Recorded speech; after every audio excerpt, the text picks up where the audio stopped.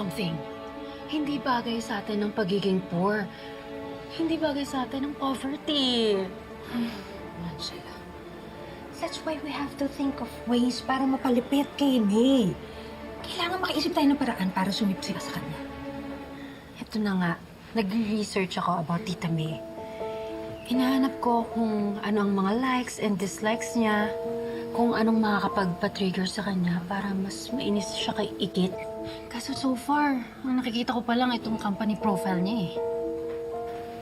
Tingnan nga.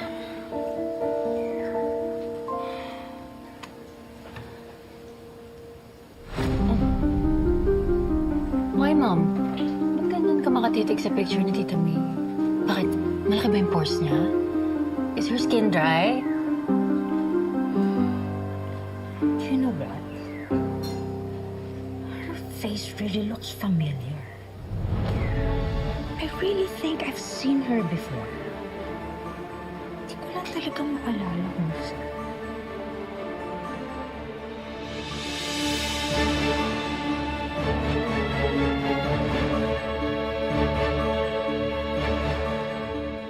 Good morning po, Miss May. Ay, Miss May. Andito ko na pala, Beshi. Nandun na yung mga turista sa poster.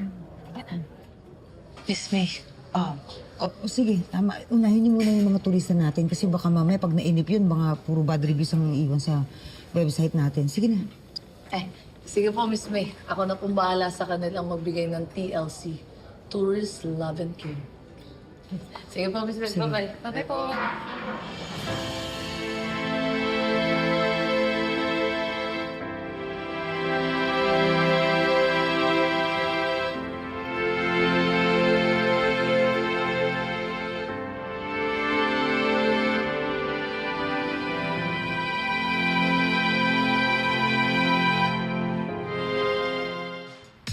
Okay, nandito tayo sa isa sa pinakamagandang tourist spot dito sa Rizal.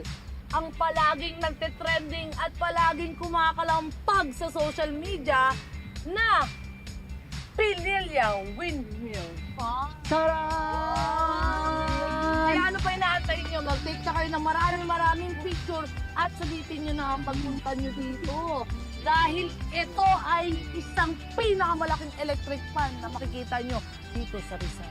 O, ito na rin yung chance nyo para mag-hard launch ng relasyon nyo. So, eto na nga ni, ang sinasabi ko na chance nyo para ipagsigawan na mag-shota kayo dalawa. O, tapos mag-picture kayo sa taas. After 30 minutes, guys, After 30 minutes, babalik kayo dito kasi dito tayo mag-meet ulit. Yes. O, ano pinaantay nyo? Go! Hoy! Hoy, mag-ingat ha, mag-ingat. Ulitin nyo na. Oo. Sir, galingan niyo yung pag-hard launch niyo. Yes, saka yung post nyo.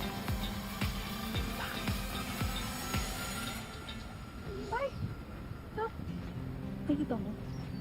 Uy, ba't parang ikaw yung na-hard launch sa pangiti-ngiti mo yan, Besh? Kuya nga. Saya yan. Parang ayaw nyo naman. Naman. Di naman. Hindi kasi, di ba? Masaya ako kasi natupad na yung birthday wish ko. Sabi ko, gusto ko mag-ayos kami ni Miss Mo. Eh, natupad eh. Binigay sa akin eh. Favorite ako ni Lord. Wow. Pero alam mo, ito iniisip ko lang palagi. Naawa ko kay Miss Mo. Hanggang ngayon, nahanap niya pa rin yung anak. Ang isa sa mga wish ko ulit, eh sana makita niya ulit yung anak at makasama niya. Kasi deserve niya yun eh.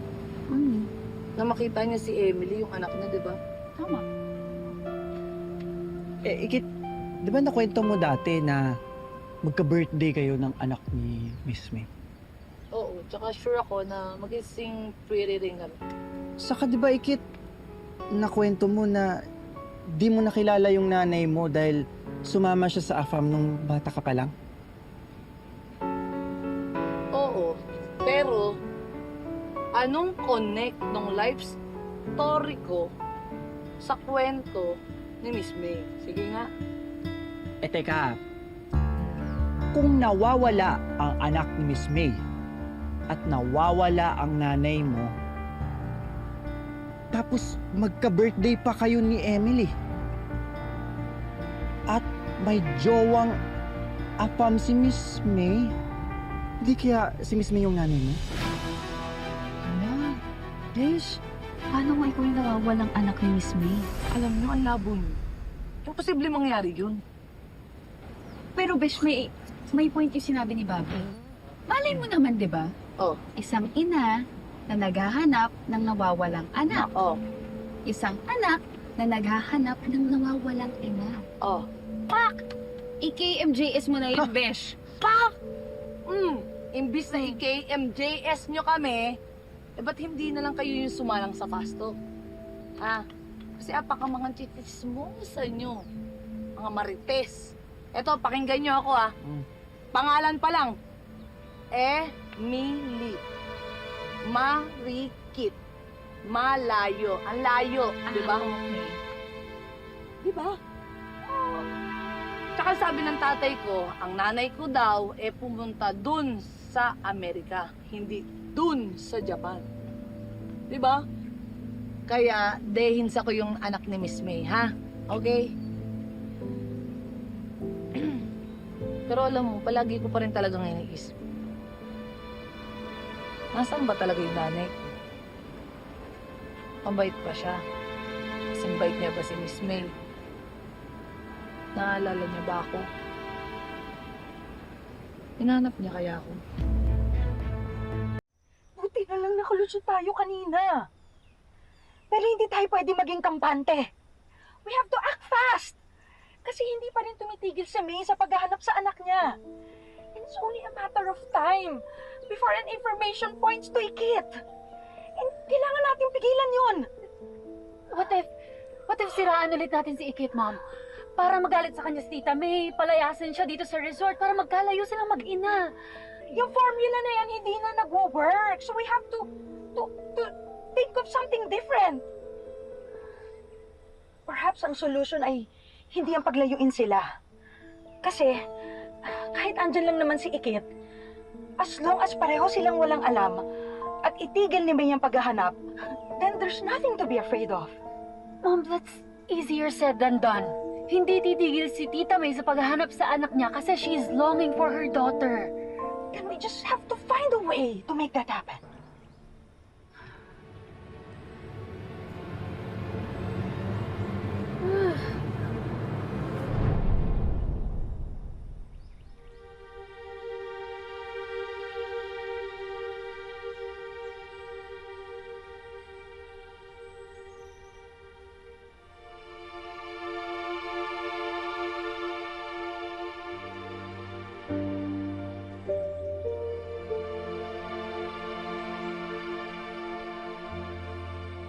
Nak, nasan ka na ba?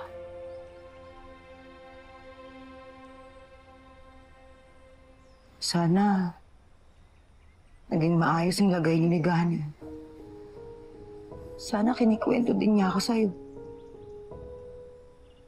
Sana hindi masama ang loob mo sa akin. Hinahanap ko din ba ako, anak? Kasi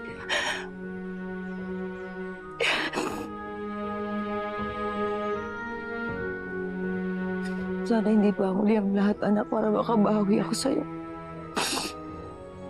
Para mapadama ko sa'yo yung pagmamahal ko, anak.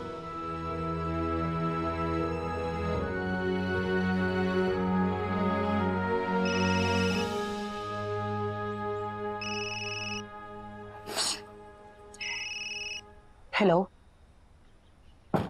Hello? Mayumi? Sino to? Bakit Mayumi tawag mo sa akin? Ako si Tunying. Dating katrabaho ni Gani. Gani? Kilala mo si Gani? Oo. Driver din ako noon, gaya niya. Ilang beses lang kasi akong napadalo sa inyo noon kaya siguro hindi mo na ako natatandaan. Paano mo nalaman yung number ko? Saan mo nakuha? Nabalitaan ko kasi na madalas ka daw magpunta doon sa dati yung tinitirahan. May ilan akong kakilala doon at napag-alaman ko na hinahanap mo daw ang mag-ama mo. Yung kakilala ko nagbigay sa akin ng numero mo. Matagal ko nang hinahanap yung mag-ama ko. Hey, pwede mo ba akong tulungan? Oo, Mayumi. Kaya kung okay sana sa'yo, magkita tayo. Oo, salamat.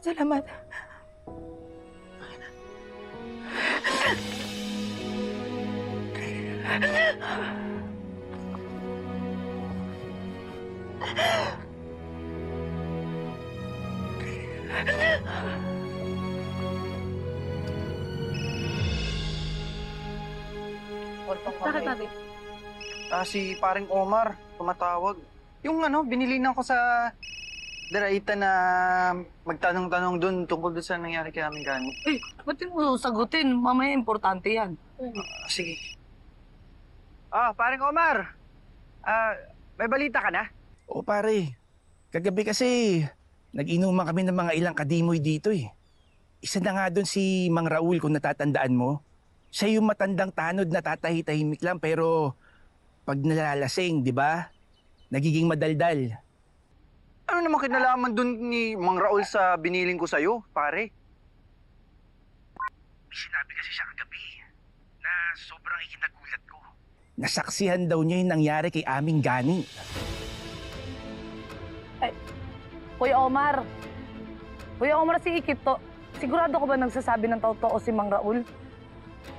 Pakalasing lang po siya. Matagal na namin nakakainuman yun, Ikit. Kabisado na namin si Mang Raul. Kaya alam kong hindi siya nag-iimbento lang. Totoong may alam siya sa sinapit ng tatay mo.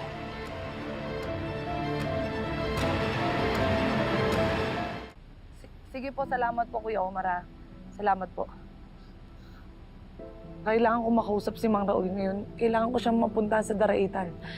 Teka lang, may pasok pa tayo. Paano yung trabaho natin sa resort? Hindi, magpapaalam na lang ako kay Sir Matthew. Sasabihin ko sa kanya na kailangan ko talaga makausap yung witness. Gusto ko lang malaman kung totoo ba yung sinabi ni Mang Raul. Kasi pag nangyari yun, kakaroon ako ng testigo, di ba? Mabubuksan na ulit yung kaso ni tatay.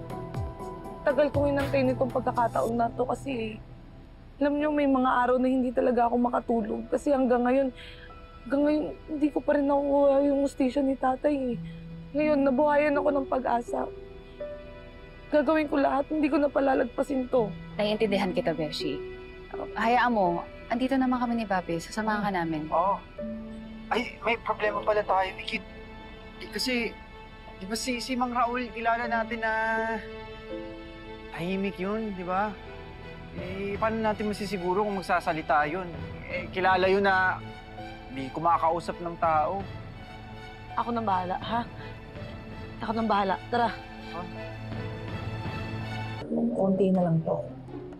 Okay, cheers! Cheers! Cheers tayo. Ako na kay Bobby. Ikaw na kay Babe. Cheers!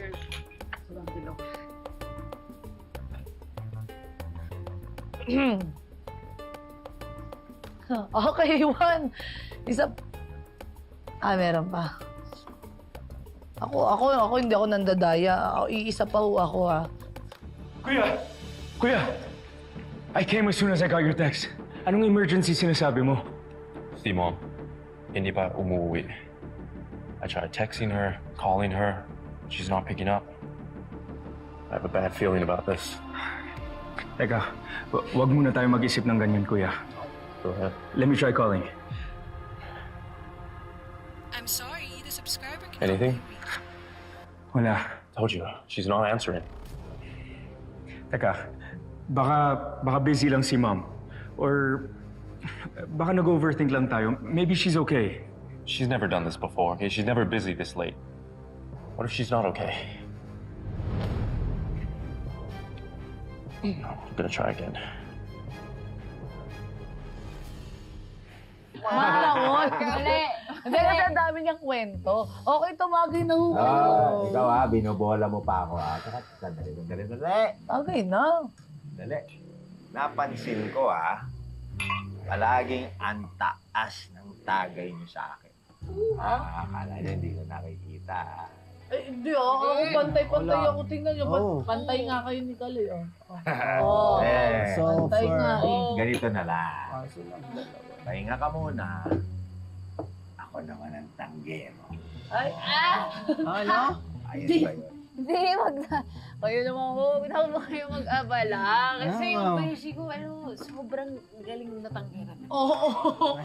The best. Ako lang ho yung nakakagawa nun. Pero magkwentuhan na lang ulit tayo. Alam niyo ba, balita ko dito sa atin. Si Mang Raul ang may pinakamalupit na record ng barangay tanod. Wow! Sobra! ito pa, marami na daw siyang mga nasaksihang mga kaguluhan, mga na-witness. Kaya ang tanong dyan, Mang Raul, totoo po ba yung sinabi niyo na meron kayong alam sa nangyaring aksidente ng tatay ko? No, we can't wait that long, officer. Okay, our mother's missing. She's not responding. We need help right now. Ma'am! Ma'am! Ma'am, ano nangyari sa'yo? Saan ka galing? Kanina ka pa namin tinatawagan. Mom, please talk to us. Did something bad happen? Ma'am, sino nagganito sa'yo?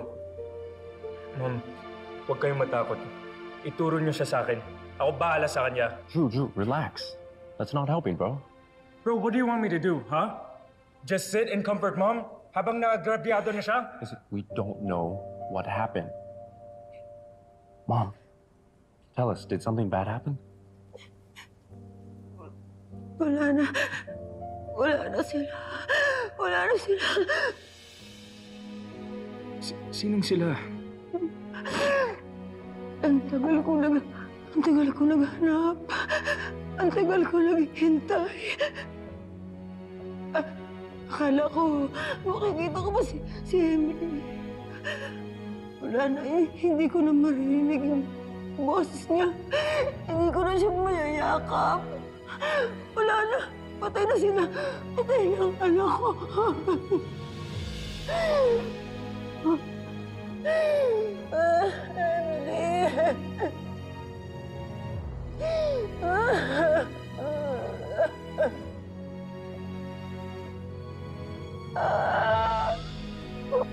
I'm so sorry.